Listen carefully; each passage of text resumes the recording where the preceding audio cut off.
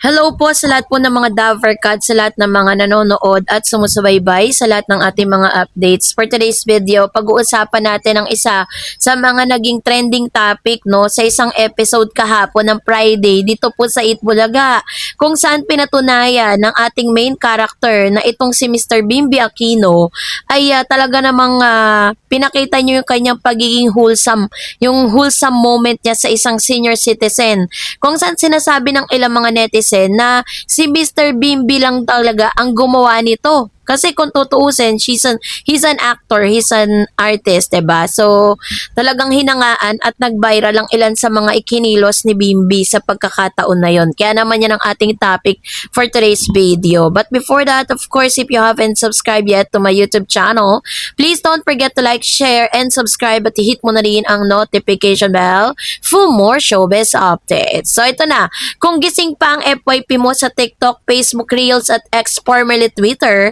ngayong araw, imposible na hindi mo na-encounter ang kabi-kabilaang video clips mula sa pinakahuling episode ng Eat Bulaga. Naging top trending topic sa buong bansa ang hindi inaasahan, subalit sobrang nakakatouch na eksena sa pagitan ng tinaguriang prinsipe ng lahat ng media na si Mr. Bimby Aquino Yap at ng phenomenal star na si Maine Mendoza kasamang isang napakaswerteng senior citizen contestant.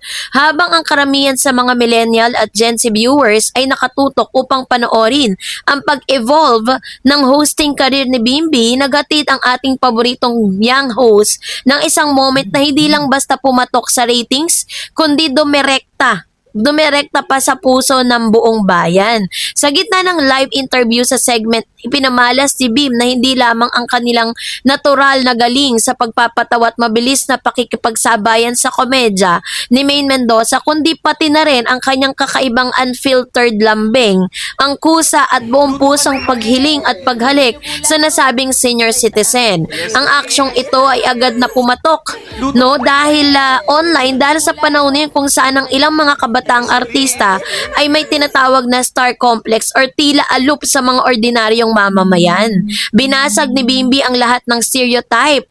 Ipinakita niya na ang tunay na charismatic host ay hindi lang marunong magbitaw ng punchline, kundi marunong ding magbigay ng tunay at walang pag-aalinlangang pagmamahal sa kapwa. So, fast-paced banter with Maine, initiated to kiss to senior citizens. This is really a high emotional intelligence or EQ. And of course, it shows the authentic respect and pure courtesy, natural TV presence and wit, and unscripted genuine affection. So, ang matinding bantera ni na Bimby at Maine Mendoza upang mas maunawaan kung bakit ganito na lang ang epekto ng eksenang ito sa publiko, kailangan nating i-dissect ang buong pagkakasunod-sunod na mga kaganapan habang nagpapatuloy ang live broadcast. Ang pagtatagpo ni na Maine Mendoza at Bimby Aquino, si Maine Mendoza ay matagal nang kilala bilang isang pinakamabilis mag-isip, pinakanatural at pinakawitty na female host ng ating henerasyon. Mula nung sumikat siya sa Kalye serye, ang kanyang trademark ay ang kanyang spontaneous at minsan ay walang selyong humor na gustong-gusto ng mga Davercads. Nang ipare si Bimby sa kanya para interview ng mga contestant, marami ang nag-aabang kung makakasabay ba ang binata. Unang eksena pa lang nakikita na ang napakagandang give and take dynamics ng dalawa. The energy matching, hindi lang pasibo or palamuti, si Bimby, hindi lang siya sa tabi ni Maine. Bawat bitaw ng biro o hirit ni Maine ay mabilis na nasusundan at nadadagdagan ni Bimby. Respectful yet playful. Marunong si Bim kung kailan nasisingit at kung kailan magbibigay daan sa kanyang co-host.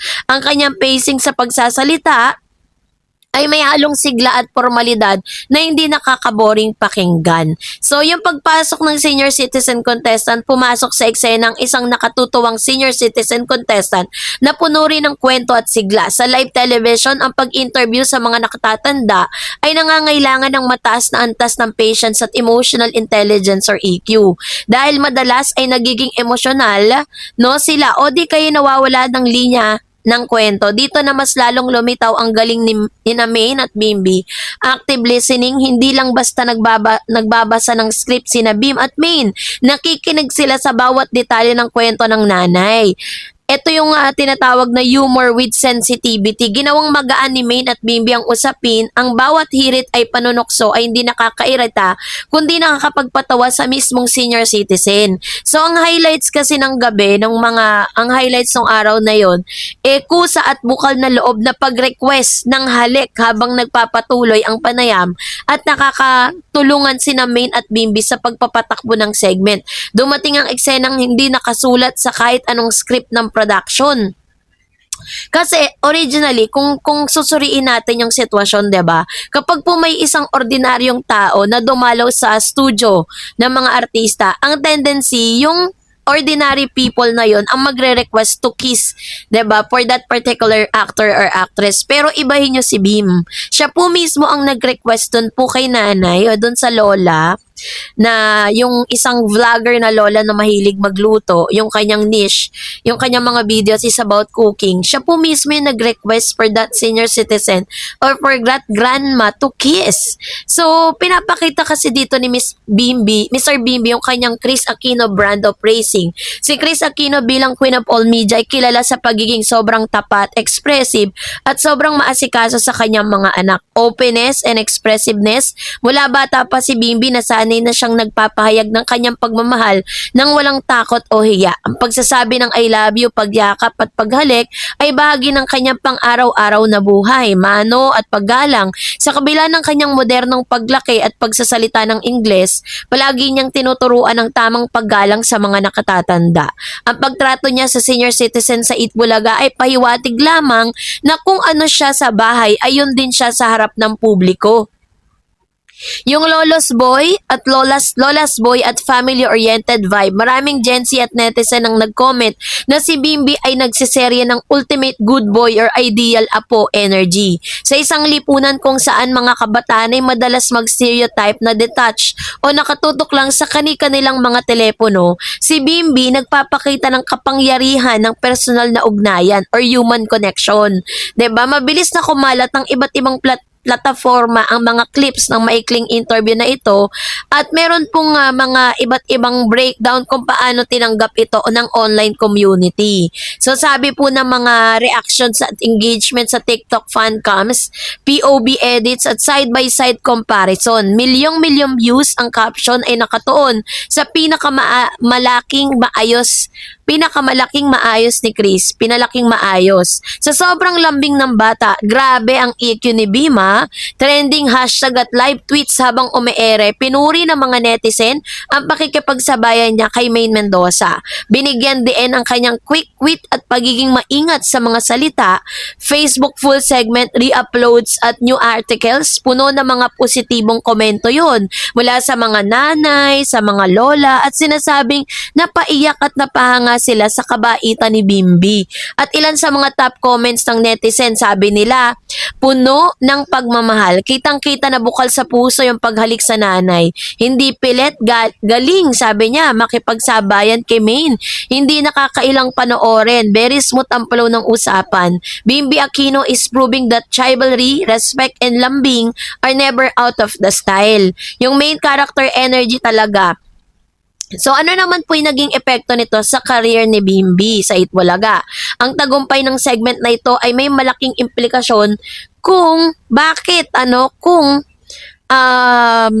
ang tagumpay, malaking hindi siya lamang personal na image ni Bim, kundi pati na rin ng mismong noontime show. Kaya naman talagang hinangaan sa pagtataguhin ng bagong muka, pagtaas sa mga live viewers, sa hosting sa Philippine TV at digital engagement, at pagpapatibay ng kanilang pwesto bilang Gen Z host. Pinakita ni Bimbi na hindi lang siya basta anak ng sikat na personalidad.